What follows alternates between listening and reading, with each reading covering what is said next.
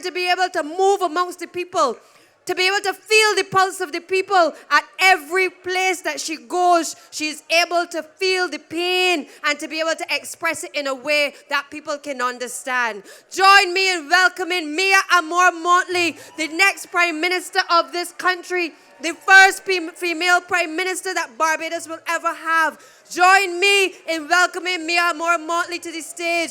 She has given the people of this country Charles Griffith, in whom the people of this constituency must bestow enough confidence in being able to elect him as the next representative for St. John. Mia Amor Mottley is the next leader of this country. She is the leader who is going to bring hope and restore confidence in the Barbados economy, people. Give her a round of applause as she comes to the stage.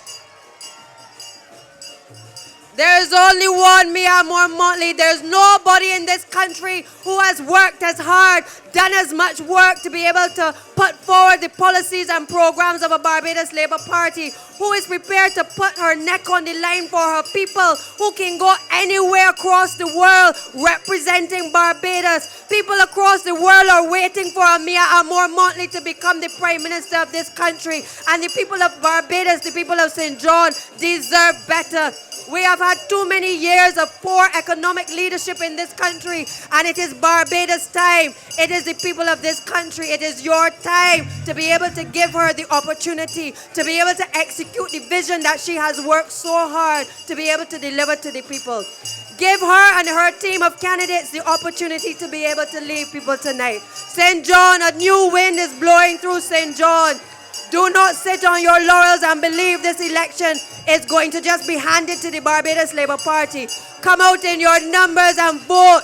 Come out in your numbers, support Charles Griffith, support the members of the Barbados Labour Party. Welcome, welcome the leader of the Barbados Labour Party and the next Prime Minister of this country.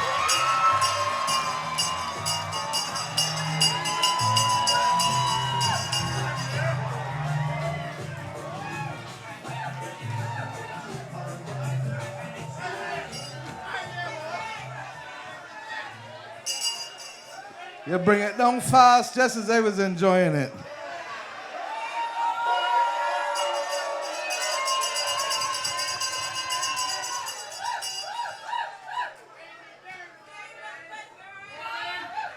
Where is Charles Griffith? Where is Charles Griffith?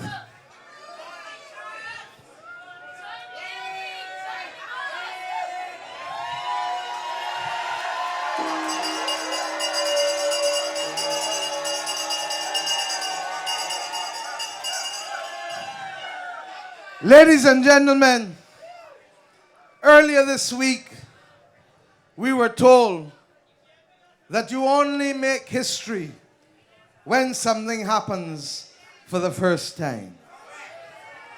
Ladies and gentlemen, since Barbados has become a nation, the people of St. John have never known what it is to have one of their own represent them through universal adult suffrage in the parliament of this country.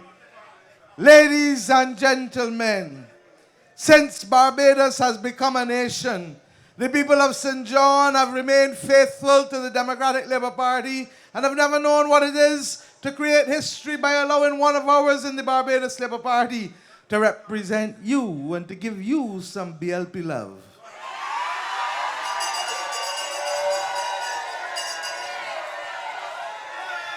Ladies and gentlemen, tonight I stand here with you. Tonight, on the 15th of March, saying to you as we come to the people of St. John here at Four Roads, that I have come formally to do that which a courteous and a polite leader does. To say to you that I want to start a relationship with you. To say to you that I want to create history tonight by starting on a journey with you. To say to you that this young man, as he said to you tonight, represents that vision and hope of Errol Walton Barrow. That one day, that the people of St. John shall throw up to go to the House of Assembly, to mount those steps, a man from the bosom of this parish. This is the man that I ask you. This is the man that I ask you tonight to make history with. Because it is not just simply like Frondel would like for it to be recorded in the history books, but it is to make life better for you and you and you and you and you and you and all of you. Ladies and gentlemen, this is the man of the moment. Thank you, Charles Griffith.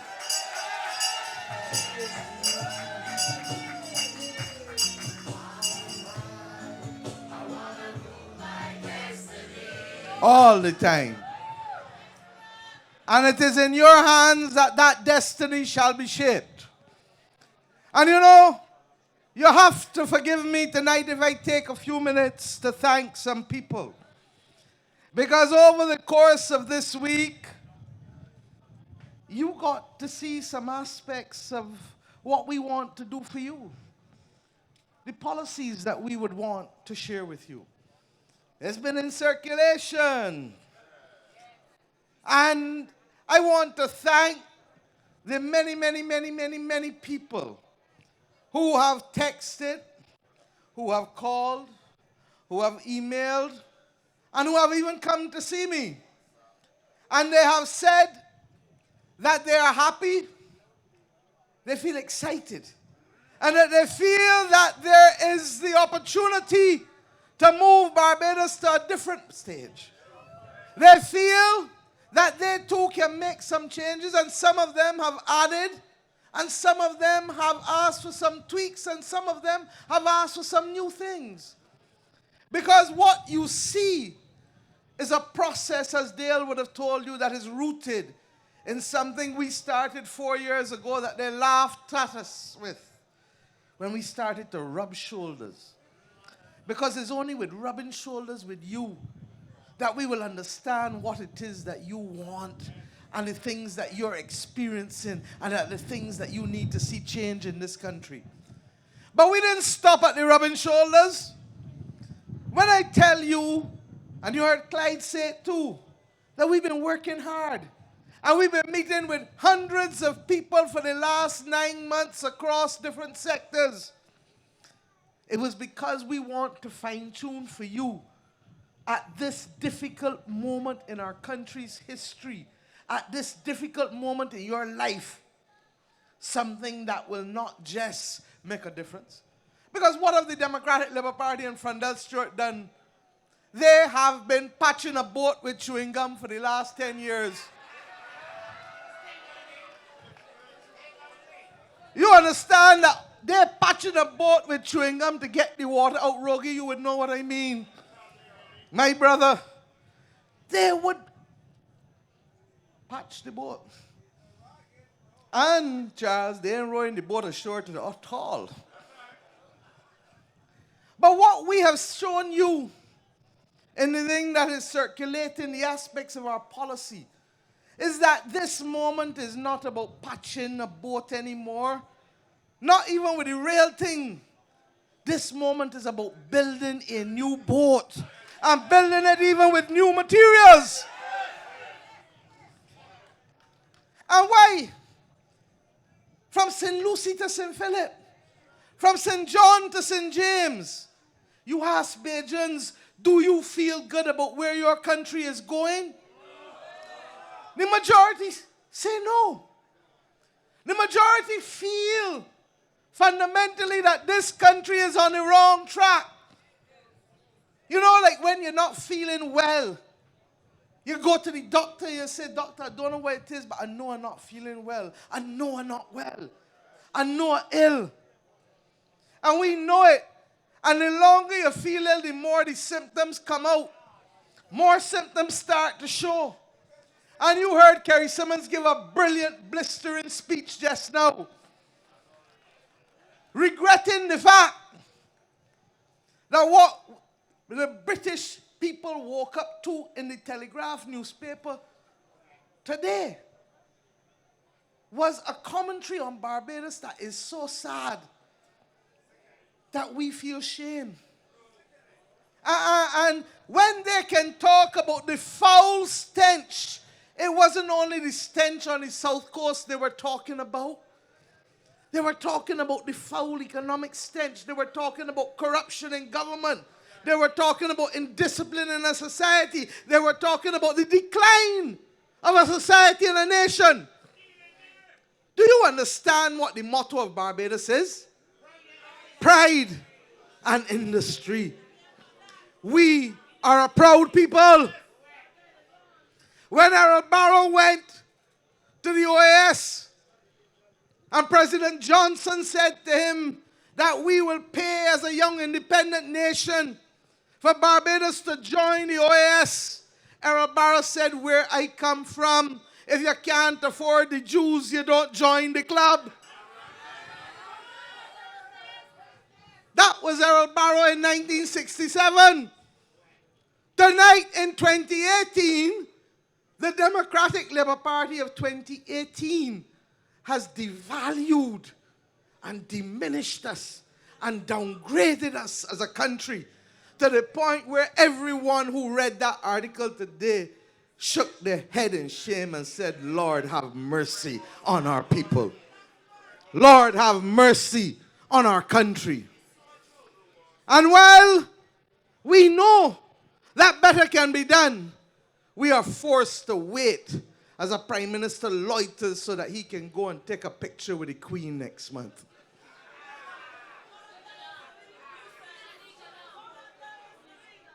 And you know what hurts is that I would like to tell the Telegraph, how dare you publish such an article? But we can't tell them that when we know it is true. Far from telling them that, we have now to recommit to make sure that nobody can ever write that kind of story about Barbados or Bajans again. And I say that to you tonight from my heart here in St. John. Whether it be under his spirit or his shadow, the one thing about Barbados, whether it is Grantley Adams, Tom Adams, or Harold Barrow, we stood for something proud. We brought up our children to be proud. And that is why the work that the Barbados Labour Party and my colleagues have done, and I thank them from Clyde Maskell right back through to all of the members of the Parliamentary Party and others that you haven't gotten to know yet, who have worked tirelessly with me. Because this plan for Barbados is not about Mia Mottley or any single member of the Parliamentary Party. It is about the people of Barbados. It is about what you want. It is about what you've expressed. It is about what you have said must happen. And you know what is good? That even if the Dems want to take peace, they can take peace to their manifesto too, because you know the problems with them. But you see, they feel that governing is about pronouncements. Government by pronouncement. Announce this, pronounce that. Now, so you felt good when you heard them tell you about 40% procurement from government for small businesses. But you too learned that government is not simply about a pronouncement. It's not about a good idea. We like the idea too. But if an idea does not have a team to execute it, if an idea is not buttressed by a roadmap to know how to execute it, a good idea cannot become good policy or benefits to the people who it was intended to help. Look at what they did with constituency councils. I spoke to you at Sheffield Pasture on Sunday night.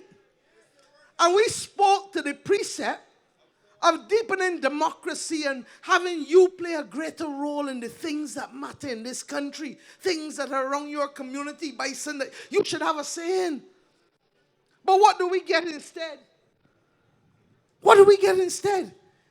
The Democratic Labour Party of 2018 that started in 2008 took the concept, corrupt the concept, and ended up with an extension of a DLP branch, constituency branch, instead of empowering you, the people of the community, to make decisions about your life. So simply having a good idea is not enough. What matters is the team. And that brings me to the point of the very sorry, sad state of affairs. That into the 90 days within which a writ must be returned, with a dissolution of Parliament, and you have a Prime Minister who cannot, even after last night's council meeting, announce a candidate to the people of St. John for the Democratic Labour Party. It is a sad and sorry state of affairs. But it is a microcosm about a man who cannot make decisions. That's what it is about, you know. And at the end of the night, what are the people told? Wait for the MP, Mara Thompson, to return before you make a decision on who should be the candidate. Now, she is not due back, I am told, until near the end of March. But Barbados' future, the calling of an election, the determination by the people of St. John as to who is the better man or person to run, is to be put on pause. Well, I tell you that I don't have to wait, because the names that I hear are such that it is twiddly-dee or twiddly-dum. I don't know which one is D, and I don't know which one is dumb. But what I do know is that the people of St. John have told me to tell them back, twiddly don't. Don't come, don't send, and don't talk. You know that. Some call it Tom or Jerry. It doesn't matter. But what the people, whether I was in Clifton Hall, whether I was in Welch's Saturday night, whether I was by Ground Zero,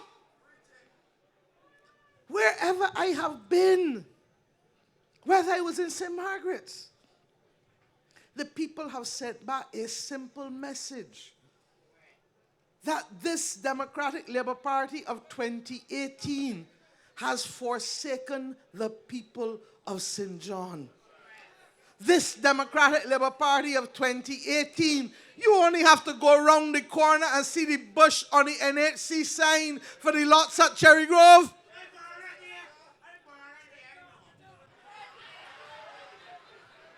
I come to town. But as a good busman, you all over the place.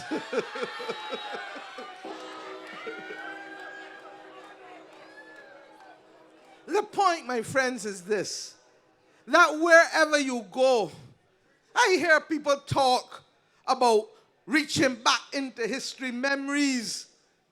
Memories can only make you feel good, but memories don't put food on the table. Memories don't pay bus fare. Memories don't pay the taxes. Memories don't help you take care of your children. Where are you going with the memories? But you have a Democratic Labour Party in 2018 that has so downgraded and devalued not just this country, but this parish. How do you move from a Prime Minister who is a founding member of the party, Minister of Finance, to a next Prime Minister, Minister of Finance, to the Prime Minister's wife when the Prime Minister dies in his prime, and as George told you, was given the benefit of the doubt and the sympathy because people don't like to see nobody dead in the middle of the prime. And you go from all of them and now come with 2 personal assistants? But what the two personal assistants can do that the two prime ministers can do? If the political will was not there before under the prime minister's wife, if they didn't treat her with the respect to help you, causing her to jump ship because she jumped ship because she knew what was coming for her. And I can't blame her. Because if you know that you're about to get mauled after you went so high in them numbers, she jumped ship. But the problem with this whole conversation in at George Street is that who else want to run besides Twiddly Dee and Twiddly Dum only want to come to St. John because they believe it is a safe seat. They only want to come to St. John because they believe that it can give them a pension. Now, what is wrong with this conversation? It is about who can get a pension now, who can get a safe seat. You understand that the difference is that when you heard Charles Griffith tonight, you heard a man that took you on a tour of St. John.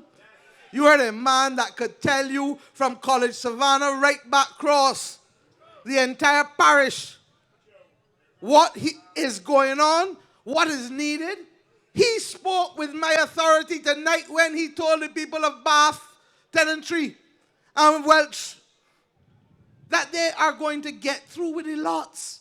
Because you should not have people holding on and begging for the most basic things that a government can do, that a Ministry of Housing should have been doing instead of enriching Mark Maloney with 2,300 more lots at Bushy Park and lots at Coverley. And tonight I shall not talk about the injustice of Felicia being charged for the death of her son while Mark Maloney's island remains on the highway at Coverley.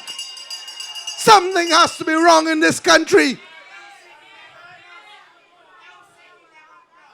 I will talk crazy about that Sunday night at Briar Hall.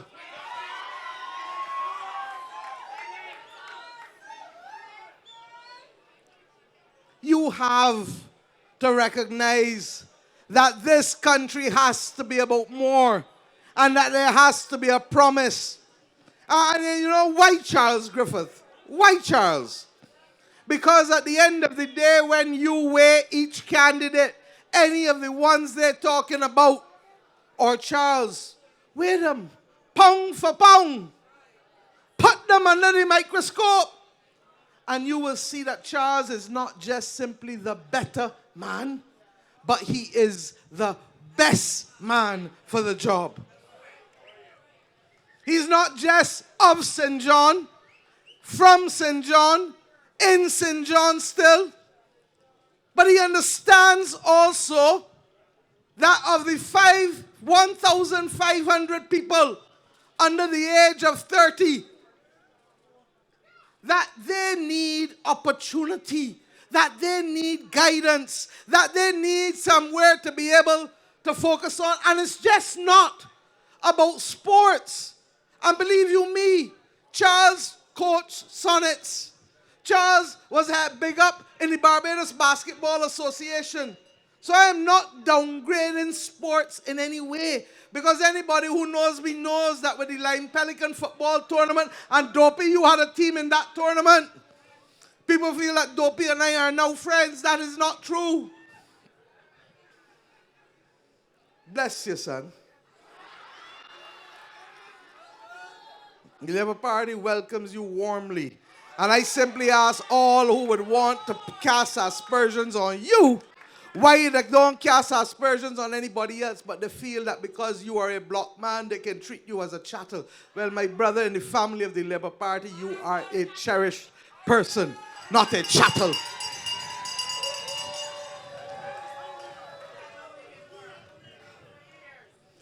But I say to you that when Charles is looking at these things, he's not just looking at the security of tenure for people who want house lots and houses. We have sat and discussed how we are going to bring opportunity. You know one of the things that hurt me? In Welch's Saturday night, ask the others. Falcock could tell you. Kimar then. They don't want me to call you that. There are youngsters who went to university, come out of university in 2014-15. Before that, they did stuff at the Polytechnic training. You know who I'm talking about when I say so? And to this day can't get a job having left the University of the West Indies doing a degree in business and entrepreneurship. It is time we bring development to the people of St. John. And I am here tonight to tell you to study ahead. This is a parish. Do you know what is the only parish in this country that has ever had education from primary to secondary to tertiary for 300 years? It is St. John. You had primary schools. You had Lodge School that is over 300 years.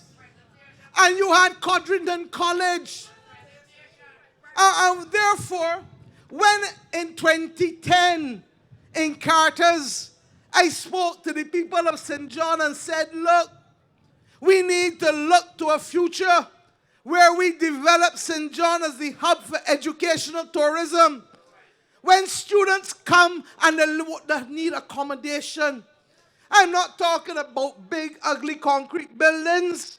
I am talking about buildings that are sensitive to the environment. I am talking about nice wooden 2-story buildings that would have students in it. A student is a 9-month tourist. You think that a student can go to Bridgetown to have a drink, or they're going to go into Bath Tenantry and Welch's? Welch's got 4 shops. You think that they're going to go in St. Martin's, or they're going to come to Spikestown? So you bring development to the parish by making sure that you have tourism that is centered around education and health. When you down here and you feel this breeze, you feel the breeze. It makes you feel as though you're healthy, like you're recuperating. When you can grow your own vegetables, when you can have all the money. You know how much money people is pay for organic vegetables? You know that I could get up here and curse Frondell and curse George Pilgrim and curse all of them. What am I going to put on your table? But when I get here and share with you that the vision that I have and the path that I want you to walk with me is such that it does not mean that you got left St. John and come to town for a job. That people should be coming into St. John looking for work because there will be so much activity. Do you understand that Villanova Cross there should have been a center to do international arbitration where people who got disputes, not ones in Barbados, but who fly from overseas that don't want to be in the winter, can come down here and argue the cases there. If they really want to go to the sea on the evening or the weekend, then they can go down Bath. But what you have is a serene environment. Do you know how many people know that a former Prime Minister of England used to own Villanova? That was his holiday retreat. That is where he used to come to think. Do we understand what we have in this parish? Do we understand that the fishermen and the divers in Martins Bay and Concept Bay need to be empowered? And Rogi, how long have you and I talked about the future of the fishing industry in this country? You want to know what a Labour Party government will do? We recognize that a lot of fishermen in Barbados cannot afford to move themselves to be able to buy the boats with the most recent technology so that they don't have to butt about wondering where the fish gathering. Don't waste a lot of money in the diesel. And we need, in the same way that Grantley Adams took the fishing industry from sail to engine in the 50s, and Bree St. John took it, you know, Heather, to ice boats in the late 70s. We need to be able now to take it to the next level. And my colleagues and I have agreed that we will invest in the next term by ensuring that $25 million is made available to the fishing industry so that men can buy boats and rent them from the government because they don't have the ability to go and do it themselves. In St. John, you have both Martins Bay and Concept Bay. Of course, the people in St. Philip And the people in St. Joseph will also benefit. Of course, the people in Speightstown and Christchurch and Oystons and Bridgetown. But the point is that we take young men and make sure that they stay in the fishing industry and can earn from the fishing industry. And we believe that they should not be limited to the waters of Barbados either, because under the single market and economy, they can go anywhere and fish from Tobago in the south, right all up the way to the north. You know how much sea eggs they got off the coast of Jamaica? You know how much sea eggs they got in the northern Caribbean? You know how much Bajans paying for sea eggs for the pint now? I know that, baby Frey. My people, the church is one of the biggest landowners in St. John. You just heard the Archbishop say that they don't want simply to sell off land. It was in the paper. We need to sit down with the church and bring sensible joint ventures, not just with the government and the church, but with young people and business people in this country who working with the church, with the land, can make a difference to bring development to the people of St. John. We need cottage industry and craft to line the whole roads where the cruise ship passengers come. They're only here for a day, so they want to see the best. Where the taxi men bringing them? They're bringing them to the East Coast. They're bringing them to the Scotland District. They're bringing them to St. John. And when they're brought here, what do you get to carry back home to buy food for your family? A little sale. Horace, you're a taxi driver. You know that they will stop down here. But as Charles said, you got to fix the roads. You really feel taxi men going to come down here willingly to have to replace shocks every 2 weeks? Madness. So when I say to you that there cannot be two Barbadoses, believe you me, that under the leadership of the Barbados Labour Party, every parish shall count. Every parish shall count. Every parish shall be included. You can't have people worrying about whether they can get roads fixed or water fixed. You heard Glenn Clark from this platform tonight give you a list of roads, a list of house spots that the Barbados Labour Party did for the people of St. John, and we were not representing it. But what and how much sweeter it shall be if we shall have somebody at the table. And George Payne, I've heard you. George Payne, I have heard you. I shall not pick a cabinet tonight, but I shall not ignore my chairman when I pick a cabinet.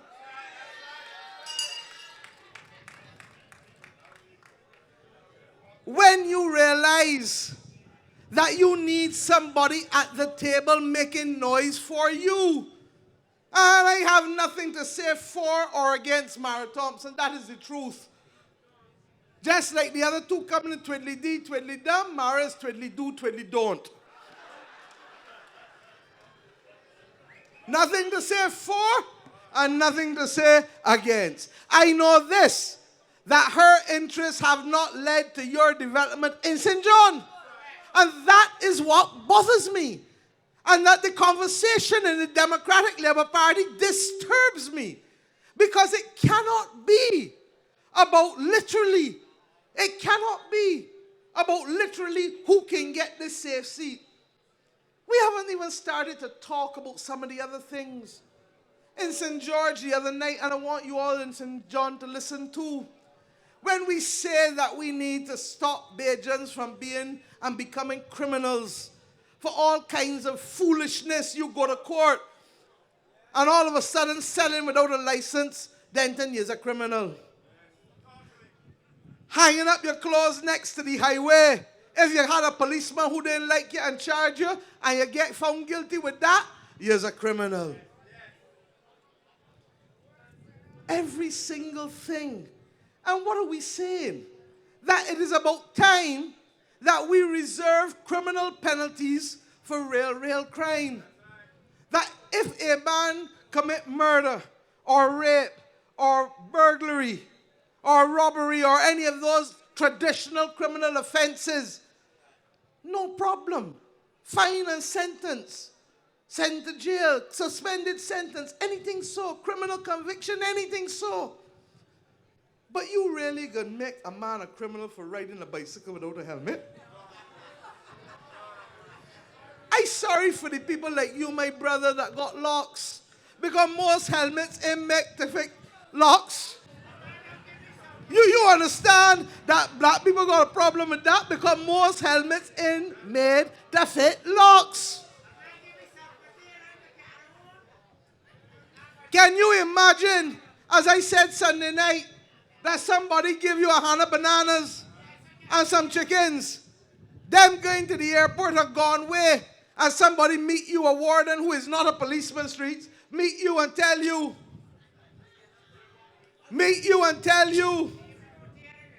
that they need the proof of the receipt, but the person ain't getting the receipt, gotta give you. Baby, they give you. They sell you. But if you sell everything, you got to buy everything, not true? They give you. And all of a sudden, you in at District C till morning, waiting for the plane to get to England before you can get out, and the person says it's true. It's true. In fact, you might have to wait till lunchtime because the person got to get from Gatwick to wherever they're going in Reading, the phone off, they don't want to pay the roaming charges, so you got to wait till they get to the house. And all of a sudden, you lock up inside the police station until somebody can say it's true. I give you the 100 bananas and a few chickens. What madness have we come to in this country? Is this what we have elected people to do in the parish of St. John?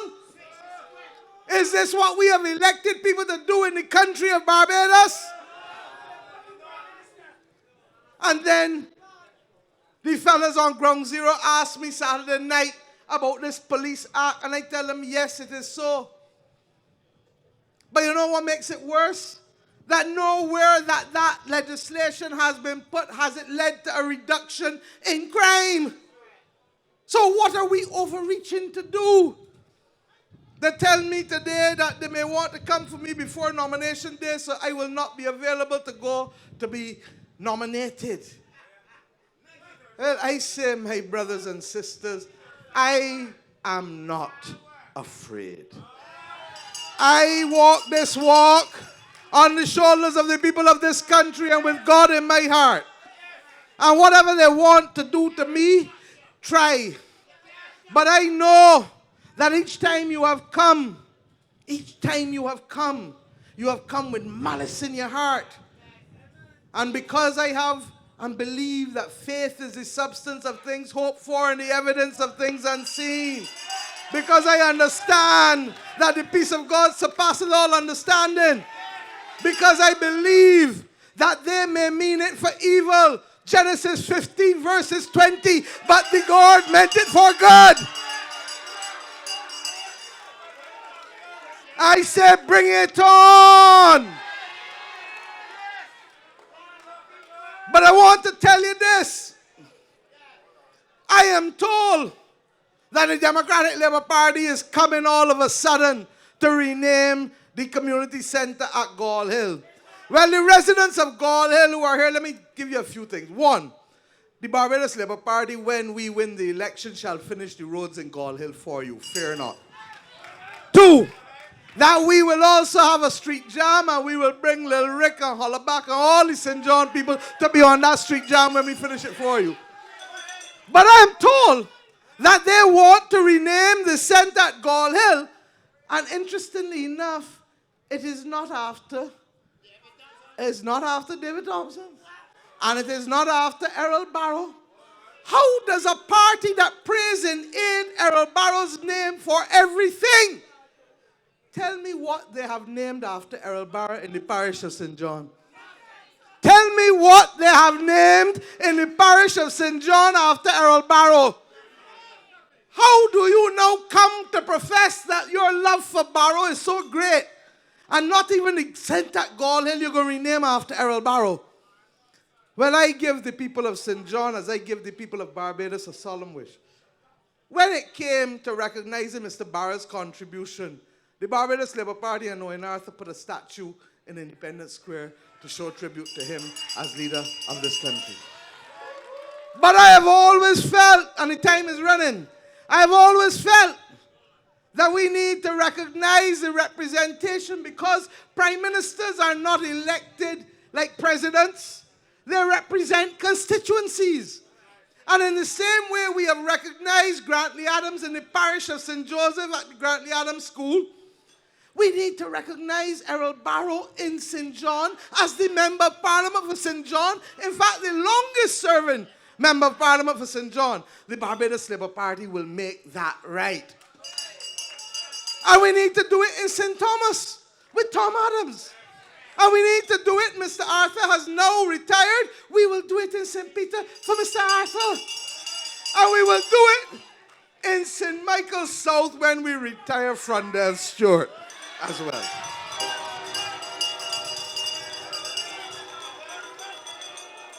So, ladies and gentlemen, trust me, I have come to tell you about a love affair I have had with St. John all my life. I have always dreamt about living next to the sea on the East Coast, spending my years here and living in a chattel house with a big veranda. I went and bought a piece of land in St. Margaret's about 7-8 years ago. I am not like the ministers who can pay for it cash. I have to pay for it through a loan from City of Bridgetown Credit Union. When I finish paying for it, I will build a modest chattel house, and I will count myself as one of the residents of St. John, so that when you vote for Charles Griffith, you are also going to have a neighbor in Mia Amor Mottley. And I shall come to you, so that when you see me and Charles together, you shall have the benefit not of a Democratic Labour Party Prime Minister, but of a Barbados Labour Party Prime Minister who loves you. I know who you, the people of St. John, love. But I want to say to you, as Sparrow told us many years ago, love who love you. I love you. Good night and God bless the people of St. John.